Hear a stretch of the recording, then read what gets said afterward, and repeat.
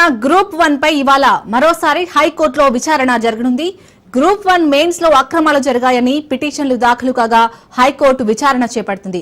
పిటిషనర్ల అభ్యంతరాలపై Telangana public service commission counter దాఖలు చేసింది. హైకోర్టులో టీజీపీఎస్సీ వాదనలు వినిపించనుంది.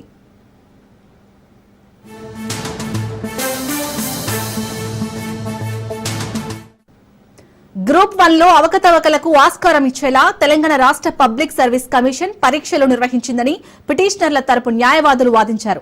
అనుకున్న వారు ఎంపికయ్యేలా నిబంధనలకు విరుద్ధంగా చర్యలు తీసుకుంటుందన్నారు.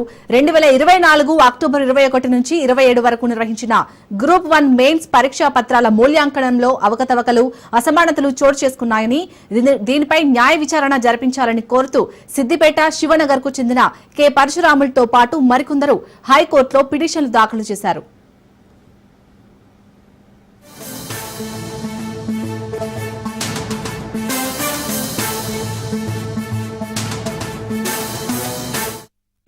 ఈ పిటిషన్లపై జస్టిస్ నామవరపు రాజేశ్వరరావు విచారణ కొనసాగించారు.